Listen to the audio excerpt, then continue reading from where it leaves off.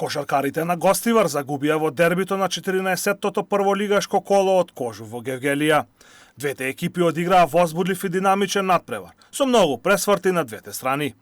Победникот беше решен во последната минута од надпреварот, кога Кожув не само што направи пресврт, туку успеа и да го добие мечот со 87:82. Гостиварци имаа предност на полувремето од 43:38, а таа предност беше намалена на само 2 разлика после крајот на третиот период. Најдобар поединец на теренот беше Ѓорđe Ѓелетовиќ со 25 поени и индекс на корисност од 30.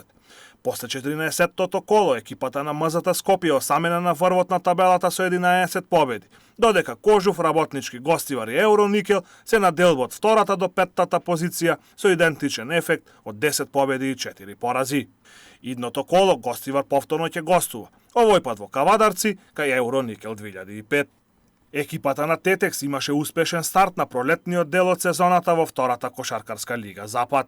Тие на домашен терен го совладаа дебитантот во лигата Албес со 76:64.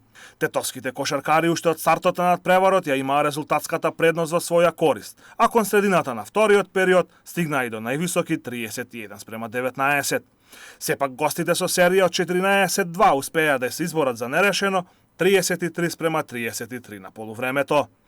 Тоа беше се што направија гостите на овој надпревар.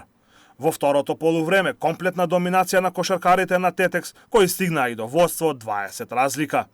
Со оваа победа Тетекс дојде на делба на четвртото место со ефект од 4 победи и 3 порази, позиција која носи пласман во разигрувањето за пласман во првата лига.